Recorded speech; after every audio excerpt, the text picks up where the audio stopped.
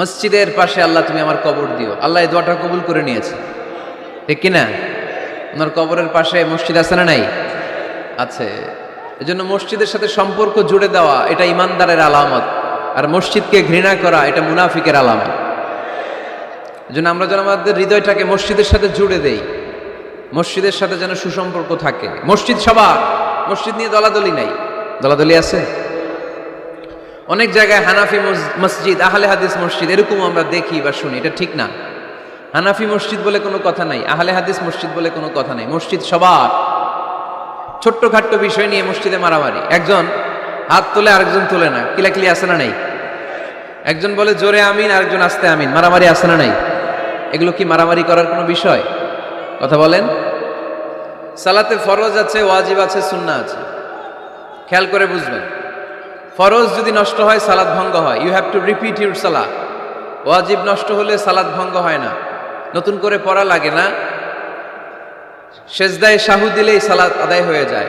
আর সুন্নাহ নষ্ট হলে নামাজ নষ্টও হয় না, নতুন করে পড়াও লাগে না, সৌ সেজদাও লাগে না, নামাজ আদায় হয়ে যায় সুন্নাহ নষ্ট হলে। এই যে হাত তোলা না তোলা এটা সুন্নাহ, আমিন জোরে বলা না বলা এটা কি সুন্নাহ, যেটা কোনো কারণে কেউ না করলেও তার নামাজ কবুল করে নিবে কে?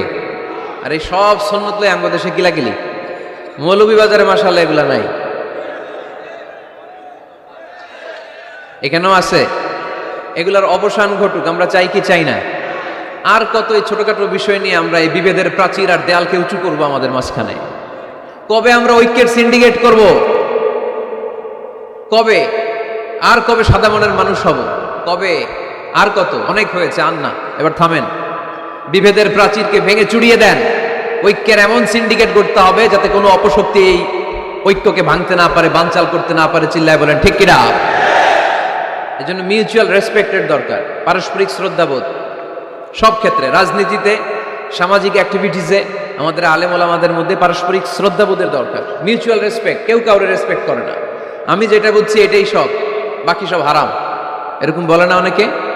এরকম যেন না করি। তাহলে মসজিদ সবার। মসজিদ, আল্লাহর হাবিব সাল্লাল্লাহু আলাইহি ওয়াসাল্লাম খ্রিস্টানদেরকে মসজিদে ঢুকতে দিয়েছেন, আর আমরা মুসলমান ভাইয়ের জন্য মসজিদে তালা ঝুলাই দেই, আছে না নাই? আল্লাহর হাবিব সাল্লাল্লাহু আলাইহি ওয়াসাল্লাম কোথাও গেলেই প্রথমে মসজিদ বানাতেন। কি বানাতেন? মসজিদ বানাতেন। মক্কা থেকে হিজরত করে মদিনায় আসলেন, কোবায় থাকলেন কয়েক সপ্তাহ। কোবা পল্লীতে তিনি মসজিদ বানালেন, মসজিদ কোবা। ওখানে প্রতি শনিবার কেউ যদি ওযু করে ওখানে যে 2 রাকাত নামাজ পড়ে, একটা কবুল উমরার সওয়াব আল্লাহ তাআলা তার আমলনামায় দিয়ে দেয়। মসজিদে কোবা বানালেন। তারপরে মদিনায় এসে মসজিদে নববী বানালেন আল্লাহর হাবিব সাল্লাল্লাহু আলাইহি ওয়াসাল্লাম, মসজিদে নববী। এটা ছিল আল্লাহ রাসূল সাল্লাল্লাহু আলাইহি ওয়াসাল্লামের বৈশিষ্ট্য। কোথাও গেলেই তিনি মসজিদ বানাতেন। মসজিদে নববী, হায় রে, এখন তো কত সুন্দর মসজিদ আমরা দেখি, আমরা যে সালাত পড়ি। আল্লাহর হাবিব সাল্লাল্লাহু আলাইহি সাল্লামের সময় মসজিদে নববী কি এরকম ছিল? কথা বলেন। ফ্লোর ছিল বালুর ফ্লোর। কিসের ফ্লোর? আমাদের মসজিদের ফ্লোর কিসের? টাইলস। আর আল্লাহ রাসূল সাল্লাল্লাহু আলাইহি ওয়াসাল্লামের মসজিদে নববীর ফ্লোর কিসের? কথা বলে না তো আওয়াজ করে উত্তর দেন না কেন? কষ্ট হচ্ছে? দুপুরে খাইছেন না সবাই? কেন খান নাই কেন? রোজা রাখছিলেন? হ্যাঁ, ফজর বাদে আইছি। আচ্ছা ঠিক আছে, ঠিক আছে। আচ্ছা আচ্ছা, সাউন্ড নাই, কথা শোনা যায় না? তো এটা শুনলা কেমনে? জিজ্ঞেস করলাম কথা শোনা যায় না, কয় না। তো এটা শুনলা কি করে? মানে অল্প শোনা যায়, তাই তো? একটু পরে আমার বিদায় ঘন্টা বাজবে, আমি চলে যাব। এই তোমরা ডিস্টার্ব করতে করতে আমার সময় শেষ। তোমরা ডিস্টার্ব করলে তোমাদের লস, আমি আমার টাইমের 1 মিনিট বেশি যেতে পারবো না, কারণ এখানে আসরের সালাতের আজান শুরু হয়ে যাবে, এরপরে কোনো কথা নেই। আর বক্তব্য লম্বা করা এটা বেদাত। এই বেদাতকে আমি সুন্নাতের মধ্যে আনতে চাচ্ছি। একটা সময়ে একেবারে কমায় নিয়ে আসবো। এত প্রোগ্রামও আমি করতে চাই না। আমি ঘোষণা দিয়েছি আগামী বছরে সারা বাংলাদেশে আমার প্রোগ্রাম হবে 50টা। কয়টা? 50টা। এরপরের বছর 30টা, এরপরের বছর 20টা। বিভাগীয় প্রোগ্রাম করলেই চলবে আমার। এক এক বিভাগে যে 2 দিন 3 দিন খালাস। এত দরকার নেই, এত লম্বা চূড়ার বক্তব্যের দরকার নেই। আধা ঘন্টা চুপ করে শুনেন, কয়েকটা মেসেজ ড্রপ করি, take it with you to your home, then practice and apply in the society. নিয়ে যান, আমল করেন, সমাজে কাজে লাগান। সমাজটা আলোকিত করে দিবে কে? খুতাবুকুম তাবিলা সালাওয়াতুকুম কাসীরা। আল্লাহর হাবিব সাল্লাল্লাহু আলাইহি ওয়াসাল্লাম বললেন, কিয়ামতের একটা আলামত, কিয়ামতের আগে তোমাদের বক্তব্য হয়ে যাবে লম্বা। সালাত হয়ে যাবে খাটো, সালাতের পরে তাসবিহ পড়তে চায় না লোকজন, ব্যস্ত, মহা ব্যস্ত, সুপার বিজি। কোত্থেকে আসলে এই ব্যস্ততা? আপনি রবের সাথে মুনাজাত, না যাই উনাজি মুনাজাত, আপনার রবের সাথে একাকী নীরবে কথা বলতে মনে চায় না আপনার? তা তো তাড়াহুড়ো কিসে? ধীর স্থির হন, একটু স্থির হন, একটু মনোদৈহিক প্রশান্তি অর্জনের চেষ্টা করেন। সব সময় ব্যস্ত, ধাক্কাধাক্কি, উচ্ছৃঙ্খলা, এগুলো আমাদেরকে শেষ করে দিয়েছে। এজন্য লম্বা চূড়া বক্তব্য ঠিক না। বক্তব্য শুনতে আমাদের ভালো লাগে, আমল করতে ভালো লাগে না। বক্তব্যটা শেষেই সিগারেট ধরায়, আছে না নাই? মাহফিল শেষেই বিড়ি ধরায়, কয় চমৎকার ওয়াজ করছে হুজুরে। ওয়াজটা সেরকম হয়েছে, অনেক কণ্ঠ সুন্দর হুজুরের, এতদিন ইউটিউবে দেখছি, আজকে সরাসরি দেখাইছি, আছে না নাই? তো কি লাভ হয়েছে? লাভটা হয়েছে কি? এই যে মাহফিল শেষে বিড়িটা ধরাইলেন আর গেলেন, কোনো লাভ হয় না। এগুলো থেকে বেরিয়ে আসতে হবে। বছরের পর বছর আমাদেরকে শেখানো হয়েছে একভাবে, কেউ এই পরিবর্তনের আওয়াজ তোলে নাই। আওয়াজ আপনাকে তুলতে হবে। আওয়াজ তোলার জন্য এত মানুষ লাগে না, আপনি একাই যথেষ্ট। আপনি দাঁড়ান না সামনে, দেখবেন আপনার সামনে কেউ টিকে থাকতে পারবে না, ঠিক কিনা? কিন্তু আপনার শক্ত সিদ্ধান্ত লাগবে, পরিবর্তনের জন্য শক্ত মানসিকতা লাগবে, যে আমি পরিবর্তন করতে চাই। We have to change. যুগ জামানা পাল্টে দিতে চাই না অনেকজন। এক মানুষই আনতে পারে জাতির জাগরণ। এক মানুষই বিপদকালে বাঁচায় কাফেলায়, ক্ষুদ্র ডিঙ্গি বাঁচায় জাহাজ অসীম দরিয়ায়। এজন্য আপনার শক্ত সিদ্ধান্ত পারে আপনার মৌলভীবাজারটাকে দেশের শ্রেষ্ঠ জেলা, শ্রেষ্ঠ থানা হিসেবে আল্লাহর কাছে কবুল করতে, ঠিক কিনা? এই জন্য লম্বা চূড়া আলোচনা ঠিক না। ছোটখাটো অল্প কয়েকটা মেসেজ নিয়ে যেতে পারলেই that's enough. One of the minor sign before the day of judgment, your Islamic lectures will be very longer and your salah 5 times a day will be shorter. কিয়ামতের আগে বক্তব্য লম্বা, নামাজ খাটো, তাসবিহ পড়ে না, ব্যস্ত, মহাব্যস্ত। এই মহাব্যস্ততা ছাড়েন, কোরআন সুন্নাহর দিকে ফিরে আসেন। বরকত দিবে কে? বিশ্বনবীর মসজিদে নববীর ফ্লোর বালুর ফ্লোর ছিল, আমাদের ফ্লোর টাইলস। আল্লাহর হাবিব সাল্লাল্লাহু আলাইহি ওয়াসাল্লামের মসজিদে বালি নিচে, এই বালিতেই নামাজ পড়তেন। বৃষ্টি হলে কাদামাটি হয়ে যেত, কাদামাটিতেই সেজদা করতেন। সেজদা করলে কাদার মাটি আল্লাহর হাবিব সাল্লাল্লাহু আলাইহি ওয়াসাল্লামের নাকে আর কপালে লেগে যেত। তিনি সালাম ফিরিয়ে সাহাবাদের দিকে মুখ ফিরিয়ে বসলে দেখতেন প্রতিটা সাহাবীর নাকে আর কপালে কাদার মাটি মিশে আছে। তার মানে প্রিয় নবী সাল্লাল্লাহু আলাইহি ওয়াসাল্লামের মসজিদে নববী ছিল কাঁচা, কিন্তু মুসল্লি ছিল পাকা। আমাদের মসজিদগুলা হয়েছে পাকা, কিন্তু মুসল্লি কাঁচা, ঠিক কিনা? ফজরের সালাতে মানুষ নাই। ইমাম সাহেব আছেন কে কে এলাকায়? দেখি ইমাম, মসজিদের ইমাম, মাশাআল্লাহ। আপনাদের এখানে ওই মসজিদে ফজরের নামাজে কয়েক কাতার হয়? 5 জন 6 জন। কেনে এত কম? কেনে? হ্যাঁ, আসে না, আসতে চায় না লোকজন। তো এই যে 5-6 জন ফজরের সালাতে, কল্পনা করতে পারেন ফজরের সালাতে এত কম লোক। ফাতেমা মাইক,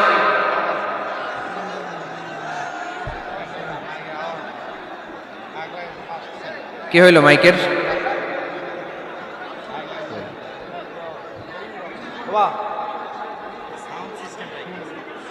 সবসময় বলি যে সাউন্ড সিস্টেম ঠিক রাখবেন, বাকি প্যান্ডেলের বলবো ওইটাই বলছি, আমি ওইটাই বলছি, সাউন্ড সিস্টেম রাখতে কি সমস্যা হইল? সবটা বাজারের সিস্টেম না, মলে বাজারে ইভেন্ট ম্যানেজমেন্ট থেকে আমাদের প্রোগ্রাম চেক করে ইভেন্ট তাদের করলে কত হয়েছে? এবার তো হয় নাই। মাইক ঠিক করেন, মাইক ঠিক করেন। দেখেন দেখেন কি হয়েছে, দেখেন লাইন ছিঁড়ে গেছে, আসছে। আলহামদুলিল্লাহ পড়েন সবাই, আরো জোরে পড়তে হবে আলহামদুলিল্লাহ। ফজরের জামাতে লোক যায় না, এটা একটা মহামারী। যেদিন ফজরের জামাতের দৃশ্য আর জুমার নামাজের দৃশ্য একরকম হয়ে যাবে, ওই দিনই বাংলাদেশে ইসলাম কায়েম হয়ে যাবে। এখন স্লোগান তুলে বিপ্লব বিপ্লব, ইসলামী বিপ্লব। আর ফজরের সময় আমি কম্বলের ভিতরে, আছে না নাই? কোনো বিপ্লব হবে না। ফজরের নামাজ জামাতে পড়ুন, সকালটারে বরকতময় করে দিবে কে? আল্লাহর হাবিব সাল্লাল্লাহু আলাইহি ওয়াসাল্লামের মসজিদ ছিল সবার জন্য উন্মুক্ত, এখানে সবাই আসতে পারত। এজন্য মসজিদ হবে সবার। আমরা মসজিদের আবাদকারী হতে চাই। এজন্য রাব্বুল আলামিন বলেন, ইন্নামা يعمر مساجد الله من آمن بالله واليوم الآخر وأقام الصلاة وآتى الزكاة ولم يخش إلا الله فعسى أولئك أن يكونوا من المهتدين سبحان الله পড়েন রব্বুল আলামিন বললেন মসজিদের আবাদকারী হবে তারা যারা আল্লাহর প্রতি ঈমান আনে আখিরাতের প্রতি ঈমান আনে যারা সালাত কায়েম করে যারা যাকাত আদায় করে যারা দুনিয়ার কাউকে ভয় পায় না ভয় পায় একজনকে চিল্লায় বলেন তিনি কে যাদের হৃদয়ে আছে আল্লাহর ভয় তারা কবু পথ ভুলে যায় না আল্লাহর প্রেম ছাড়া এই দুনিয়া কারো কাছে কোনো কিছু চায় না ঠিক কি না তাহলে যারা মসজিদের আবাদকারী এরা ভয় পায় একজনকে চিল্লায় বলেন তিনি কে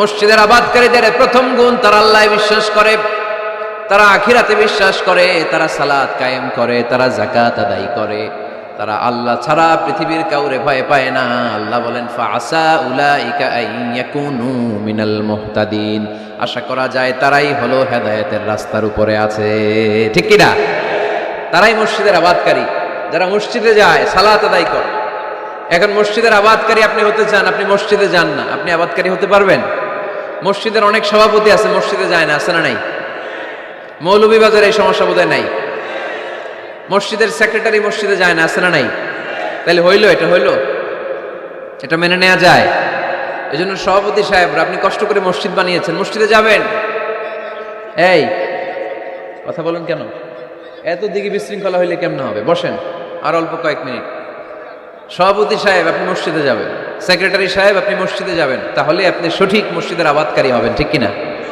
আমরা মসজিদের আবাদকারী হতে চাই ইনশাআল্লাহ পড়েন উমরানুল মাসাজিদ মসজিদের আবাদ কি করে করতে হয় মসজিদ আবাদ করার এক নম্বর মাধ্যম হচ্ছে মসজিদ নির্মাণ করা কি করা নির্মাণ করা খেয়াল করবেন আল্লাহর হাবিব সাল্লাল্লাহু আলাইহি ওয়াসাল্লাম বলেছেন মান বানা মসজিদান মিন মালিহি ফিদ দুনিয়া বানাল্লাহু লাহু বাইতান ফিল জান্নাহ যে ব্যক্তি নিজের পকেটের টাকা খরচ করে দুনিয়াতে মসজিদ বানায় আল্লাহ তাআলা তার জন্য জান্নাতে ঘর বানায় 60টা জিনিস মানুষ মরে যাওয়ার পরে তার কবরে পৌঁছতে থাকে ইন্না মিম্মা ইয়ালহাকুল মুমিন মিন হাসানাতিহি বা'দা মাউতিহি মানুষ মরে যাওয়ার পরেও যে 60টা জিনিস তার কবরে পৌঁছায় তার মধ্যে একটা হচ্ছে মসজিদান বানাহু সে যে মসজিদ বানিয়ে গিয়েছে ওই মসজিদের সওয়াব সুবহানাল্লাহ পড়েন আপনি টাকা দিয়ে মসজিদ বানিয়ে দিলেন ওই মসজিদে মুসল্লিরা নামাজ পড়ে রোজাদাররা এসে ওখানে ইফতার খায় তাহাজ্জুদ আদায়কারীরা তাহাজ্জুদ পড়ে তাদের সওয়াবের কমতি হবে না কিন্তু তাদের সওয়াবের একটা পার্সেন্টেজ সওয়াব যে ব্যক্তি মসজিদ বানালো তার আমলনামায় আল্লাহ ঢুকিয়ে দেয়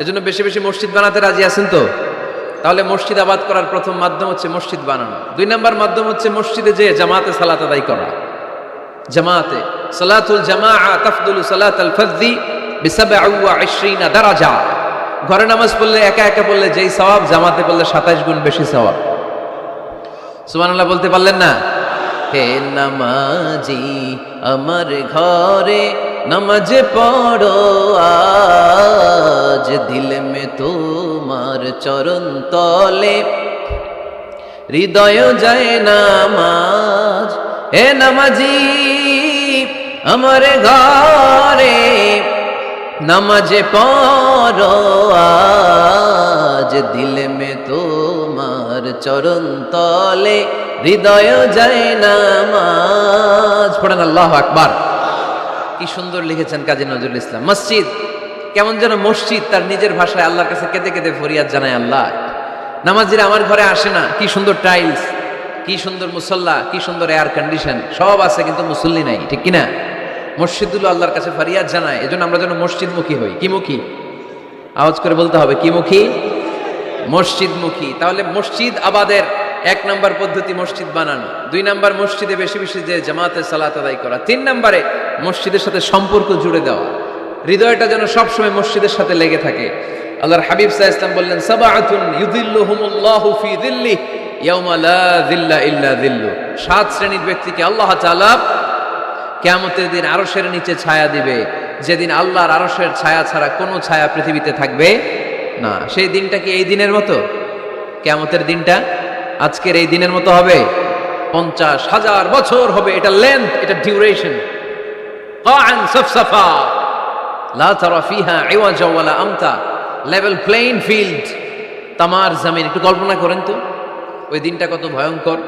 বাবা ছেলেরে চিনবে না ওই দিন, ছেলে বাবারে চিনবে না, স্ত্রী স্বামীকে চিনবে না, স্বামী স্ত্রীকে চিনবে না, পীর সাহেব মুরিদ চিনবে না, মুরিদ পীর সাহেবকে চিনবে না, নেতা কর্মীকে চিনবে না, কর্মী নেতাকে চিনবে না। হায় হায়, ইয়া নাফসি বলে কাঁদবে। সূর্যটা মাথার কাছে চলে আসবে, সূর্যের তাপে মাথার মগজগুলো গলে গলে নাকের ছিদ্র আর কানের ছিদ্র দিয়ে টপ টপ করে বেয়ে বেয়ে পড়বে। তৃষ্ণায় মানুষগুলো পাগল পাড়া, জিব্বাটা বের হয়ে নাভি পর্যন্ত ঝুলতে থাকবে। সেদিন সবাই পাগলের মতো ছুটতে থাকবে, কোনো ছায়া নাই আল্লাহর আরশের ছায়া ছাড়া। আল্লাহর হাবিব বললেন 7 শ্রেণীর ব্যক্তিকে আল্লাহ তাআলা আরশের নিচে ছায়া দিবেন। এর মধ্যে 1 শ্রেণীর ব্যক্তি রাজুলুন কলবুহু মুআল্লাকুন বিল মাসাজিদ, ওই ব্যক্তি যার হৃদয়টা সবসময় আল্লাহর মসজিদের সাথে লেগে থাকে। মসজিদের সাথে যার হৃদয় লেগে থাকে তাকে আরশের নিচে ছায়া দিবে কে? এজন্য মসজিদের সাথে যেন আমাদের হৃদয়গুলো লেগে থাকে। অনেকেই দেখবেন এত ভালো নামাজে জোহর পরে টেনশন করে আসরটা কই পড়বো, আসর পরে চিন্তা করে মাগরিবের সময় আমি কোথায় থাকবো, মাগরিবের সময় টেনশন, ইস এশাটা হয়ে গেলেই তো শেষ। এরকম লোক আছে না নাই? এদেরকে সেই কঠিন ভয়াবহ দিনে আরশের নিচে ছায়া দিবে কে? তারপরে মসজিদ আমাদের 4 নাম্বার পদ্ধতি, মসজিদকে পরিচ্ছন্ন রাখা, মসজিদকে ঝাড়ু দেয়া। মসজিদকে যারা পরিষ্কার করে তাদের হৃদয়ের যন্ত্রণা দূর করে দেয় কে? সাইয়েদনা ইব্রাহিম আলাইহিস সালাম এবং ইসমাঈল আলাইহিস সালামকে আল্লাহ তাআলা আদেশ করেছেন তাহহিরা বাইতিয়া লিত-তাইফিনা ওয়াল আকিফিনা ওয়ার রুকআইস সুজুদ। হে ইব্রাহিম ইসমাঈল, বাপ বেটা দুইজন মিলে মসজিদ ঝাড়ু দাও। কি ঝাড়ু দাও? মসজিদেরি ঝাড়ু বড়দার, ও কামারে হাত শোনো আমারে মুনাজাত। পড়েন, শোনো শোনো ইয়া ইলাহি আমারে মুনাজাত, শোনো আমারে মুনাজাত। পড়েন আমিন। মসজিদ ঝাড়ু দেওয়া মসজিদ আমাদের অন্তর্ভুক্ত। আপনারা কেউ কোনোদিন মসজিদ ঝাড়ু দিয়েছেন নাকি? কে কে দিয়েছেন দেখি? সবাই মসজিদের খাদেম? মাশাআল্লাহ, আমিও দিছি মসজিদ ঝাড়ু, অনেক দিছি। মাশাআল্লাহ, আল্লাহ তুমি কবুল করো। যাদের হৃদয়ে বড় জ্বালা, ফ্যামিলিতে সুখ নাই, শান্তি নাই, তারা হৃদয়ে প্রশান্তি আনতে চাইলে এতিমখানায় যাবেন, এতিমের মাথায় হাত বুলিয়ে দিবেন, এতিমের মুখে খাবার তুলে দিবেন। আপনার হৃদয়টারে নরম করে দিবে কে? আল্লাহর ঘর মসজিদে যাবেন, নিজ হাতে মসজিদটারে একটু পরিষ্কার করে দিবেন, আপনার জীবনটারে উজালা করে দিবে কে? তাহলে এগুলো করার মাধ্যমে আমরা মসজিদের আবাদ করতে চাই। আমরা মসজিদের আবাদকারী হতে চাই কি চাই না? আল্লাহর ঘর মসজিদ আবাদ করার মতো শ্রেষ্ঠ কাজ পৃথিবীতে হতে পারে না। এই মসজিদের কিছু আদব আছে, আল্লাহ রাসূল সাল্লাল্লাহু আলাইহি ওয়াসাল্লাম বলেছেন এই আদবগুলো মেনটেন করে যেন আল্লাহর ঘর মসজিদের সাথে আমরা ব্যবহার করি। মসজিদের 1 নম্বর আদব হচ্ছে মসজিদে ওযুর সাথে প্রবেশ করা। কিসের সাথে? ওযু করে পরিচ্ছন্ন হয়ে মসজিদে প্রবেশ করা। এজন্য অপবিত্র অবস্থায়, গোসল ফরজ, এরকম অবস্থায় মসজিদে ঢোকা যাবে? কথা বলেন, ঢোকা যায়? যেই নারীদের মাসিক চলতেছে, মেনস্ট্রুয়েশনাল পিরিয়ড চলতেছে, ওই নারীদের পক্ষে মসজিদে ঢোকা জায়েজ আছে? নাই। তাহলে এটা হলো 1 নম্বর আদব। মসজিদে ঢোকার সময় কি করে ঢুকবো? ওযু করে। আওয়াজ করে বলেন, কি করে ঢুকবো? ওযু করে। 2 নম্বর আদব হচ্ছে মসজিদে যাওয়ার সময় সবচেয়ে ভালো জামাটা পরে যাও, সবচেয়ে ভালো পাঞ্জাবিটা পরে যাও। জানতো আপনারা? না সবচেয়ে সিরাটা পরে যাও? হ্যাঁ, অনেকের নামাজের জন্য একটা পুরান জামা আছে, সিরা পাড়া, এদিকে হাত উঠালে দিতে দেখা যায়, আছে না নাই? সবচেয়ে সিরা পাড়াটা রাখে নামাজের জন্য, কপাল পোড়া। আর সুন্নাতে খাতনার অনুষ্ঠানে গেলে মাশাআল্লাহ লেহেঙ্গা গায়ে দেওয়া যায়, আছে না নাই? না, আপনি ইবাদতের জন্য সবচেয়ে সুন্দর জামাটা রাখবেন। এজন্য রাব্বুল আলামিন বলেন, ইয়া বানি আদম খুযু জিনাতাকুম ইনদা কুল্লি মসজিদ। ও বনি আদম, তুমি যখন আল্লাহর ঘর মসজিদে ঢুকবা, ও বনি আদম, তুমি যখন নামাজের মুসল্লায় দাঁড়াবা, তোমার সবচাইতে দামি, সবচাইতে সুন্দর জামাটা গায়ে দিয়ে তুমি নামাজে দাঁড়াও। ঠিক কি না? তাহলে এখন মসজিদে যাওয়ার সময় কি গায়ে দিয়ে যাবেন বলেন? খিতা করবাইন? হ্যাঁ, মাশাআল্লাহ, হ্যাঁ, সবচেয়ে ভালো কাপড়টা আয়রন করে পারফিউম মেখে তারপরে আমরা যাব। রাজি আছেন তো? 3 নম্বর আদব হচ্ছে মসজিদে ঢোকার সময় বাম পা দিয়ে ঢুকতে হয়।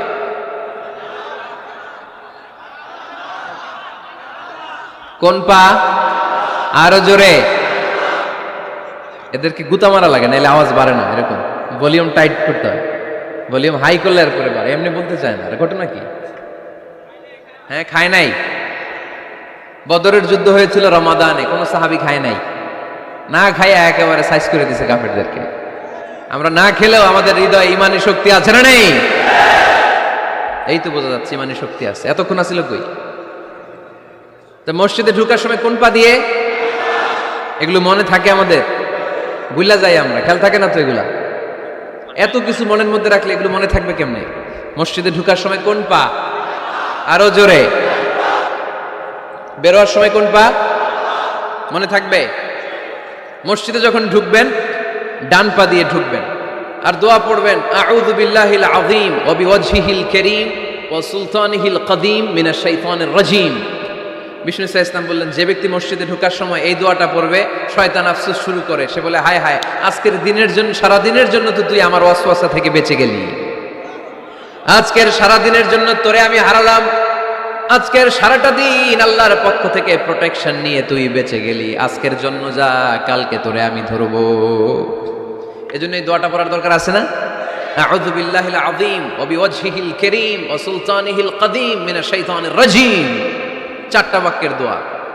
মুখস্থ করতে কষ্ট হলে যে ইউটিউবে চলে যাবে আজকেই, ওখান থেকে শুনে আপনারা মুখস্থ করে নেবেন, এই দোয়াটা পড়বেন, তাহলে ওই দিনের জন্য শয়তানের ওয়াসওয়াসা, টেম্পটেশন, প্রভোকেশন থেকে আপনি আল্লাহ তাআলার প্রোটেকশনে চলে গেলেন। সুবহানাল্লাহ পড়েন। তারপর আল্লাহর হাবিব বললেন, ঢোকার আগে আমারে সালাম দাও। পড়বেন আসসালামু আলাইকা আইয়ুহান নাবিয়্যু ওয়া রাহমাতুল্লাহি ওয়া বারাকাত। এই 2টা জিনিস যখন করে ফেললেন, তখন ডান পা দিয়ে পড়বেন আল্লাহুম্মা ফতাহ লি আবওয়াবা রাহমাতিক। সুবহানাল্লাহ পড়েন। আল্লাহুম্মা ফতাহ লি, ও আল্লাহ আমার জন্য তুমি খুলে দাও আবওয়াবা রাহমাতিক, তোমার রহমতের দরজা। তার মানে মসজিদে ঢুকলে রহমত পাওয়া যায় কি যায় না? মসজিদে ঢুকলে পাওয়া যায় রহমত, মসজিদের বাইরে রহমতের কথা আল্লাহ বলে নাই। মসজিদের ভিতরে রহমত। কোথায় রহমত? কোথায়? মসজিদের ভিতরে রহমত আছে না? তার প্রমাণ, মসজিদে ঢুকলেই শান্তি লাগে কেমন জানি, আর ঘুমে ধরে। মসজিদে ঘুমাইছেন কারা কারা দেখি? সবাই ঘুমাইছেন? আরে আমি কত ঘুমাইছি। জুমার নামাজের সময় যে কি ঘুম আসে, আসে আসে, কমন পড়ছে, একেবারে কমন পড়ে গেছে। ঘুম আসে কারণ রহমত, রহমতের ঝিরি ঝিরি বাড়িধারা আল্লাহ তাআলা আরশের উপর থেকে নাজিল করতে থাকে, আর এই রহমতের কারণে হৃদয়টা প্রশান্ত হয়ে যায়, অনেকের ঘুমও চলে আসে, ঠিক কিনা? এজন্য আল্লাহুম্মা ফতাহ লি আবওয়াবা রাহমাতিক, ও আল্লাহ তোমার রহমতের দরজাগুলো আমার জন্য খুলে দাও। এই দোয়া পড়লে রহমতের দরজা খুলে দেয় কে? আবার মসজিদ থেকে যখন বের হবেন তখন কোন পা দিয়ে? জোরে বলেন। বাম পা দিয়ে কি পড়বেন? আল্লাহুম্মা ইন্নী আসআলুকা মিন ফাদলিক, ও আল্লাহ তোমার কাছে আমি তোমার পক্ষ থেকে ফদল চাই, মানে রিজিক চাই, রিজিক দেওয়ার মালিককে।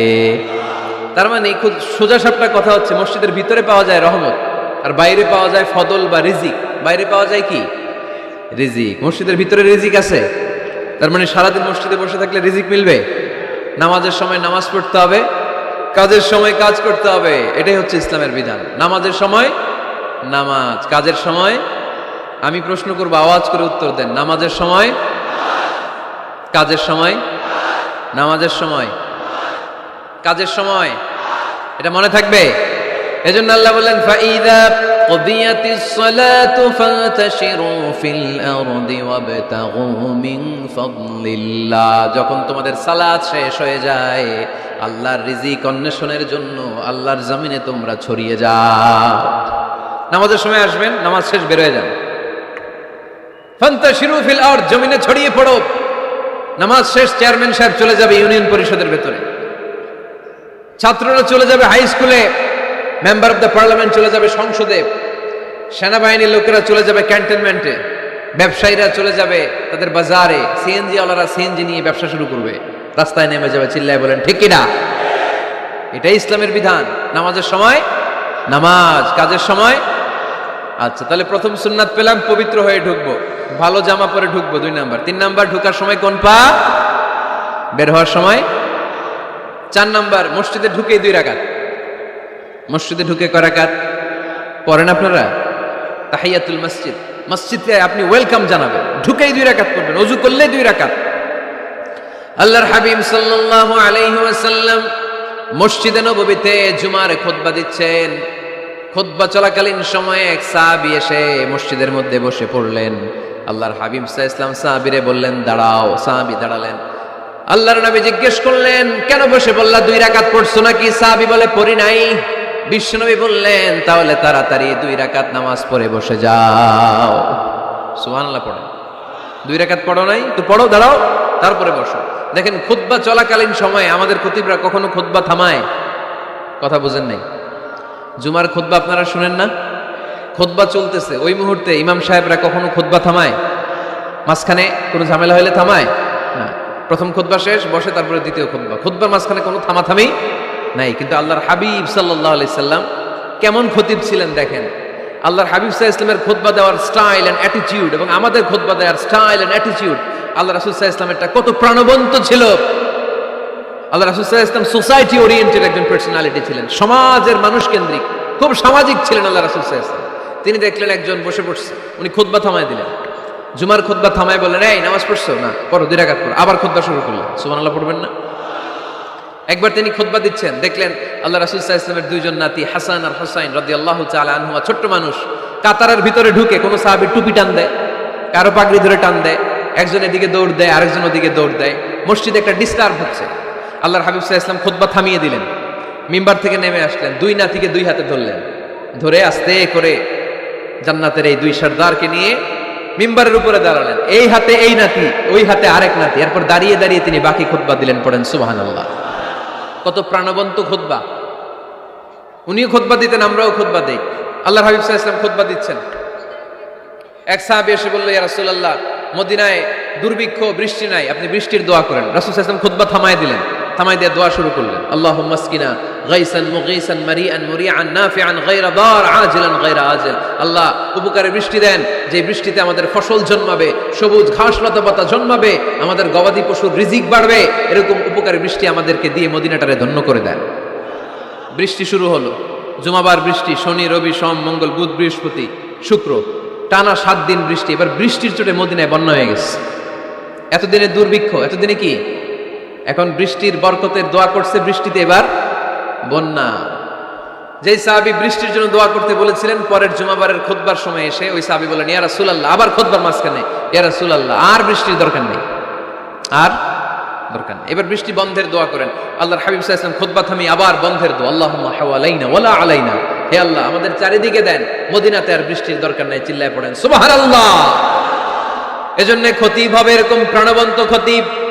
সমাজে কি চলে, কি ক্রাইসিস, কি সংকট, ইয়াংরা কোন সমস্যায় ভোগে, আমাদের রাজনৈতিক অঙ্গনে কি সমস্যা, আমাদের অর্থনৈতিক অঙ্গনে কি সমস্যা, আমাদের সামাজিক অঙ্গনে কি সমস্যা, আমাদের পরিবারগুলোর ভেতরে কি ঝামেলা, প্রত্যেকটা কথা মসজিদের মিম্বার থেকে আসার দরকার আছে না নাই? আল্লাহর হাবিব সাল্লাল্লাহু আলাইহি ওয়াসাল্লাম এভাবেই সমাজকে ঠিক করে দিতেন। 2 রাকাত মসজিদে ঢুকে আজকে থেকে আমরা পড়ব। মসজিদে ঢুকলেই কয় রাকাত মনে থাকবে না ভুলে যাবেন? তারপরে আল্লাহর হাবিব সাল্লাল্লাহু আলাইহি ওয়াসাল্লাম বলেছেন, খবরদার কবরের উপর মসজিদ বানিও না। কবরস্থান একদিকে, মসজিদ আর একদিকে। কিন্তু বাংলাদেশে মসজিদের সাথে কবর মিলানো আছে না নাই? ছোট্ট একটা মসজিদ, কিন্তু এত বড় বাবার কবর আছে না নাই? এগুলো করবেন না আপনি। আগে হবে মসজিদ, পরে কবরস্থান।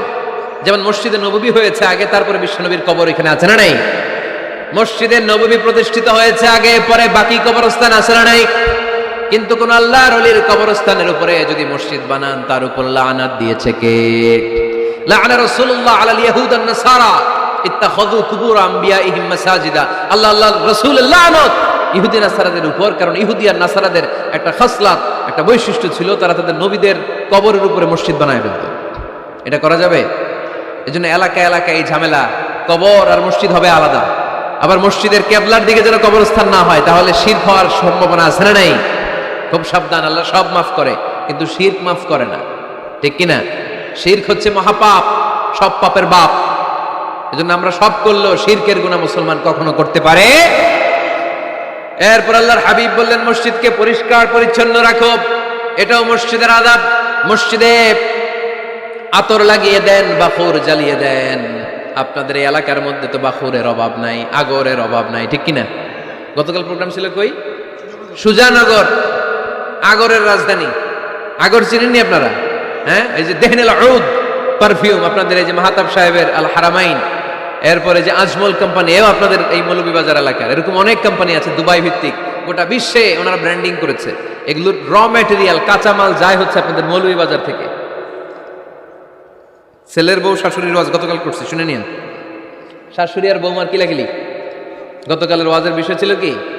শাশুড়ি বৌমার কিলাকিলি কি করে থামাবেন, শুনে নিন। আচ্ছা ঠিক আছে, মুফতি সাহেবদের কাছ থেকে জেনে নেবেন এই প্রশ্ন। আমি উত্তর দিলে আবার কিলাকিলি লেগে যাবে বাংলাদেশে, কিলাকিলির দরকার নাই।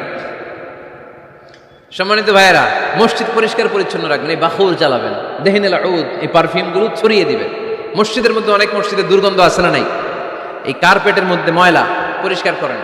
আল্লাহর হাবিব সাল্লাল্লাহু আলাইহি ওয়াসাল্লাম বলেছেন, খবরদার, আম্মা জান আয়েশা বর্ণনা করেন, আমার রাসূলুল্লাহ সাল্লাল্লাহু আলাইহি ওয়াসাল্লাম বিবিনাইল মসজিদ ফিদ দুয়ার ওয়া আন তুতাইয়াবা ওয়া তুনাযাফ, আমরা যেন এলাকা এলাকায় মসজিদ বানাই, মসজিদগুলোকে যেন পারফিউম দিয়ে, আতর দিয়ে সুগন্ধময় করে দেয়। বিশ্বনবী আদেশ করেছেন, সুবহানাল্লাহ পড়েন। এজন্য কোনো অপরিচ্ছন্ন মসজিদ থাকতে পারবে না। মসজিদের পাশ দিয়ে গেলে আতরের ঘ্রাণে আমোদ হয়ে লোকজন যেন বুঝতে পারে এটা আল্লাহর ঘর, মসজিদ। চিল্লায় বলেন ঠিক কিনা? এরপরে আল্লাহর হাবিব সাল্লাল্লাহু আলাইহি ওয়াসাল্লাম বলেছেন, মসজিদের আরেকটা আদব হলো মসজিদকে অতিমাত্রায় ডিজাইন না করা। বেশি ডিজাইন করা যাবে না। এমন ডিজাইন করা যাবে না যেটা মসজিদ বোঝাই যায় না। এত লাইটিং ফাইটিং করে, এটা কি মসজিদ না কমিউনিটি সেন্টার বোঝাই যায় না? আছে না নাই? আছে। এরকম যেন আমরা না করি সম্মানিত ভাইরা। বিশেষ করে মসজিদের সামনের দেয়ালে, কোন দেয়ালে? সামনের দেয়ালটা, কেবলার দিকে যেই দেয়াল, এই দেয়ালটা হতে হবে ফ্রেশ, যাতে করে মানুষের দৃষ্টি আকর্ষণ না করে। প্রায় মসজিদের দেয়ালের মাঝখানে দেখবেন আপনি ক্যালেন্ডার ঝুলায় রাখে, আছে না নাই? মৌলভীবাজারের কি অবস্থা? খিতা খবর আছে? তো এই যে ক্যালেন্ডার ঝুলায় রাখে, ওইখানে দেখবেন বিভিন্ন মসজিদের ছবি, এতিমখানার ছবি, মানুষের ছবি। তো মানুষ নামাজে পড়ে আবার ওগুলোও তাকায়, আছে না নাই? প্রথম কাতারে পরে ওইখানে কি লেখা, এগুলো পরে তার ডিস্টার্ব হচ্ছে না? এই মুসল্লির দৃষ্টি যাতে অন্যদিকে না যায়, এটা খেয়াল রাখতে হবে। যদি পারা যায়, মসজিদের সামনে কোনো ঘড়ি টড়ি চলবে না। ঘড়ি মসজিদের পেছনের দেয়ালে, সময়সূচি পেছনের দেয়ালে, সব পেছনে। সময় কয়টা বাজে ওটা ইমাম দেখলেই চলবে, ইমাম এভাবে দেখে নিবে, আপনারাও দেখে নেবেন। কিন্তু সামনের দেয়ালটা যত সিম্পল করা যায়। আল্লাহর হাবিব সাল্লাল্লাহু আলাইহি ওয়াসাল্লাম নামাজ পড়া অবস্থায় সামনে এমন কিছু রাখতেন না যেটার দ্বারা আল্লাহর হাবিব সাল্লাল্লাহু আলাইহি ওয়াসাল্লামের সালাতে মনোযোগ অন্যদিকে চলে যায়। আমরা যখন সালাত পড়ি, যদি অন্যদিকে তাকাই, ফেরেশতার মাধ্যমে আল্লাহ একটা ডাক দেয়, বলে আকবিল, এই বান্দা ফিরে আয়, তোর নজর থাকা দরকার সিজদার জায়গায়, ফিরে আয়। আপনি আবার যখন অন্যদিকে তাকান, আল্লাহ বলে ফিরে আয়, সিজদার দিকে তাকা। আপনি আবার যখন ঘড়ির দিকে তাকান, আল্লাহ বলে আকবিল, ফিরে আয়, সিজদার দিকে তাকা। আপনি যখন আবার অন্যদিকে তাকান, তখন আল্লাহ বলে লা হাজাতা লি ইলা সালাতি, তোর এই নামাজের দরকার আমার নাই। নাউজুবিল্লাহ পড়বেন না? তোর এই নামাজের দরকার আমার নাই। অজু করে কষ্ট করে যাকে খুশি করার জন্য আপনি সালাতে দাঁড়ালেন, উনি যদি বলে এই নামাজের দরকার নাই, তো কার জন্য নামাজ পড়লেন আপনি? কথা কি বুঝতে পেরেছেন? এই জন্য এলাকার গণ্যমান্য ব্যক্তিবর্গ আছে, আমাদের চেয়ারম্যান সাহেব আছে, আরো অন্যান্য বিজনেস ম্যাগনেটরা আছে, আপনারা মসজিদ যখন নির্মাণ করবেন, সামনের দেয়ালটা যত সাদামাটা হতে পারে ততই ভালো। এমনকি জায়নামাজের মধ্যে এখন কাবা ঘরের ছবি আছে না নাই? আছে না? কি মুসলমান আমরা, নিজের কাবারে নিজে লাথি মারি নামাজের আগে, মনের অজান্তে নিজের কাবাকে নিজে লাথি মারছি। এরকম জায়নামাজ ব্যবহার করা নিষেধ। চিল্লায় বলেন ঠিক কিনা? সাদা ফ্রেশ জায়নামাজ বাজারজাত করেন, আপনাদের সিদ্ধান্তই ওনাদের ব্যবসা বয়কট হয়ে যাবে। আপনারা যদি এখন থেকে মসজিদের মিনারা আর কাবা ঘরের যে প্রতিকৃতি বা ছবি, এরকম ছবি সম্বলিত জায়নামাজ কিনা বন্ধ করে দেন, এদের মার্কেট থাকবে? কথা বলেন। কালকে থেকে আমরা জায়নামাজ কেনার সময় ফ্রেশ জায়নামাজ কিনবো। কোনো মসজিদ, কোনো মিনার, আমাদের কাবা ঘরের ছবি সম্বলিত কোনো জায়নামাজ কিনা যাবে? আওয়াজ করে বলেন, যাবে? যাবে না। এগুলো হচ্ছে মসজিদের আদাব, এগুলো রক্ষা করে মসজিদে ঢোকার দরকার আছে না নাই? পৃথিবীতে 3টা মসজিদ সবচাইতে শ্রেষ্ঠ মসজিদ, কয়টা? আওয়াজ করে বলেন না। 1 নাম্বার মসজিদুল হারাম, ফাওয়াল্লু উজুহাকুম শাতরা, যেখানেই তোমরা নামাজ পড়ো না কেন মসজিদের হারামের দিকে হয়ে নামাজ পড়ো। কেবলা কোন দিকে আজকে? এদিকে, এইদিকে কেবলা। আমি যদি এদিকে হয়ে পড়ি, নামাজ হবে না? হবে না কেন? কারণ কেবলামুখী হয়ে নামাজ পড়া ফরজ। চিল্লায় বলেন ঠিক কিনা? মসজিদুল হারাম পৃথিবীর প্রথম মসজিদ, ওখানে একটা ঘর আছে, ঘরটার নাম হলো কাবা। ইন্না আউওয়ালা বাইতিন উদিআ লিন-নাসি লাল্লাযী বিবাক্কাতা মুবারাকা। এই পৃথিবীর প্রথম ঘর, যেই ঘরটা স্থাপিত হয়েছে বাক্কা শহরে। বাক্কা মক্কার আগের নাম, এখন শহরের নাম মক্কা, আগে নাম ছিল কি? সবাই বলেন কি নাম ছিল? বাক্কা। এটা পৃথিবীর আদি ঘর, সব নবীদের পরশধন্য পদধূলিতে এই জায়গাটা বরকতময় হয়েছে। এটা এমন ঘর যেই ঘরের চারদিকে 1 রাকাত নামাজ পড়লে 1 লক্ষ রাকাতের সওয়াব পাওয়া যায়। হজ উমরা করেছেন কে কে দেখি? হজ উমরা করেছেন আপনারা না? মাশাআল্লাহ। আমরা যারা করতে পারি নাই, আল্লাহ তাদেরকেও তৌফিক দাও। আমরা যেন এই কাবা ঘরে যে প্রাণ ভরে সালাত আদায় করতে পারি, আল্লাহ তৌফিক দান করো। আমরা যেন মসজিদে নববীতে যে প্রাণ ভরে সালাত করতে পারি, তৌফিক দান করো। আল্লাহর হাবিব সাল্লাল্লাহু আলাইহি ইসলামের কবরের সামনে দাঁড়িয়ে যেন আমরা প্রাণ খুলে মন প্রাণ উজাড় করে বিশ্বনবী সাল্লাল্লাহু আলাইহি ইসলামকে সালাম দিতে পারি, আল্লাহ তৌফিক দান করো। এই কাবা ঘরকে কেন্দ্র করে প্রতিদিন 100টা রহমত নাজিল হয়। আওয়াজ করে বলেন কয়টা? আল্লাহর হাবিব বললেন প্রতিদিন প্রতিনিয়ত 100টা রহমত নাজিল হতেই থাকে। 60টা রহমত তাদের উপর নাজিল হয় যারা কাবা ঘরের চারদিকে তাওয়াফ করে। 40 লিল মুসাল্লিন, বাকি 40টা নাজিল হয় যারা কাবা ঘরের পাশে নামাজ পড়ে। 20 লিন নাযিরিনা ইলাল কাবা, বাকি 20টা রহমত প্রতিনিয়ত নাজিল হয় যারা তাওয়াফ করে না, সালাত আদায় করে না, শুধু কাবার গিলাফের দিকে তাকিয়ে থাকে। কাবার দিকে তাকায় থাকলেই সওয়াব। সুবহানাল্লাহ পড়েন। 1 রাকাতে কয় লক্ষ রাকাতের সওয়াব? এজন্য আল্লাহর হাবিব সাল্লাল্লাহু আলাইহি ওয়াসাল্লাম বলেছেন, লা তুশাদ্দুর রিহাল ইল্লা ইলা সালাসাতি মাসাজিদা।